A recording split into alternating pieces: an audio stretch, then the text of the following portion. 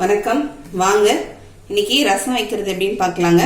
ஃப்ரெஷ்ஷாக எல்லாம் போட்டு அரைச்சி விட்ட ரசம். அதுக்கு ஒரு நெல்லிக்காய் சைஸு புளி எடுத்துருக்கேங்க. இதுக்கு ரசத்துக்கு தேவையான அளவுக்கு உப்பு சேர்த்துக்கலாம். புளி கரைக்கிறதுக்கு தண்ணி விட்டுறலாங்க.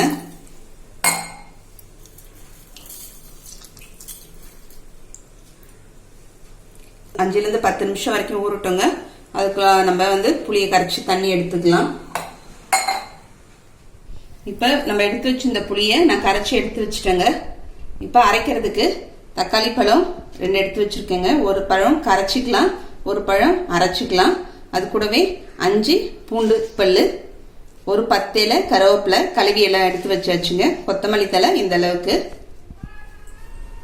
இப்போ தக்காளி பழம் சேர்த்துக்கலாங்க கட் பண்ணிட்டு.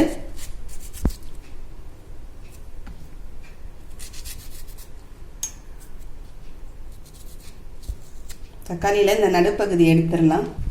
இந்த பூண்டு பல் சேர்த்துடலாங்க. 5 பூண்டு பல், கருவேப்பிலை, கொத்தமல்லி தழை, 1 ஸ்பூன் ஜீரகம், ஒரு 3/4 ஸ்பூன் அளவுக்கு மிளகுங்க. இதெல்லாம் சேர்த்து நம்ம அரைச்சிடலாம்.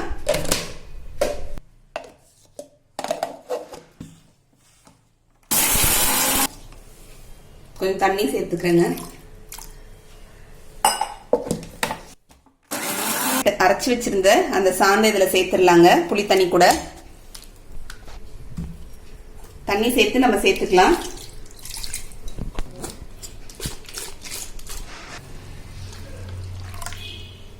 இதுல மஞ்சத்தூள் ஒரு 1/2 ஸ்பூன் சேர்த்துக்கலாங்க. இந்த தக்காளி பழம் நம்ம எடுத்து வச்சிருந்தோம்ல, அதை இதுல கரைச்சிடலாம். குழைய சாதம் வடிச்சிட்டு இந்த ரசத்தை ஊற்றி சாப்பிட்டோம்னா அவ்வளோ சூப்பராக இருக்குங்க. நல்லா இந்த பூண்டுடைய ஃப்ளேவர்லாம் ரொம்ப நல்லா இருக்கும் இந்த ரசத்தில். இந்த மாதிரி ஃப்ரெஷ்ஷாக நம்ம அரைச்சி வைக்கும்போது நல்லா ரசம் நல்லா வாசனையாக மணமாக இருக்குங்க. கருவேப்பிலை கொத்தமல்லி பூண்டு எல்லாம் மிளகு ஜீரகம்லாம் ஃப்ரெஷ்ஷாக அரைச்சி வைக்கிறதுனால நல்லா ரசம் மணமாக இருக்கும். ஏற்கனவே நம்ம சேனலில் கண்டத்திப்பிலி ரசம் போட்டிருக்கோங்க. அதோட லிங்க்கை டிஸ்கிரிப்ஷன் பாக்ஸில் கொடுக்குறேன், பார்த்துக்குங்க. 3 பல்லு பூண்டு, அதையும் தோலோட தான் போட்டிருக்கேன். அப்படியே கழுவிட்டு தோலோட சேர்த்து தட்டிக்கலாம்.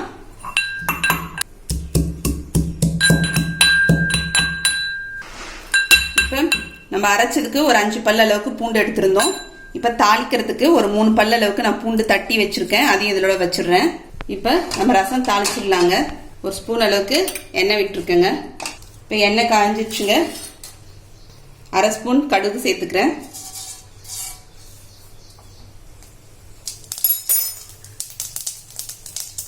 கடுகு பொரியும் போதே இந்த அளவுக்கு ஒரு 1/4 ஸ்பூன் அளவுக்கு ஜீரகங்க, ஒரு 4 வெந்தயம் ரொம்ப போடக்கூடாது, 4 வெந்தயம் போட்டா போதுங்க. இப்போ மிளகா போட்டுடலாம். ஒரு 2 மிளகா, கருவேப்பிலை, பூண்டுங்க, பெருங்காயம், ஒரு 1/4 ஸ்பூன் அளவுக்கு பெருங்காயம், இதெல்லாம் சேர்த்து நம்ம தாளிச்சிக்கலாங்க. இப்போ நம்ம கரைச்சி வச்சிருக்க அந்த ரசத்தை விட்டுலாம். இப்போ கரைச்சி வச்சிருக்க அந்த ரசத்தை விட்டுட்டு ரசத்துக்கு தேவையான அளவுக்கு தண்ணி சேர்த்துக்கலாங்க. ரசம் ரொம்ப கொதிக்க கூடாது. மேலே நம்ம நுரைச்சி வந்தோடனே ரசம் ஆஃப் பண்ணிக்கலாம்.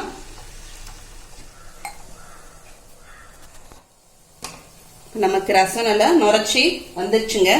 இப்போ ஆஃப் பண்ணிடலாம். ஆஃப் பண்ணிட்டு கொத்தமல்லி தழை போட்டுக்கலாங்க. இப்போ நமக்கு அரைச்சி விட்ட ரசம் நமக்கு ரெடி ஆயிடுச்சுங்க. ஃப்ரெஷ்ஷாக எல்லாமே அரைச்சி போட்டிருக்கோம் இதில்.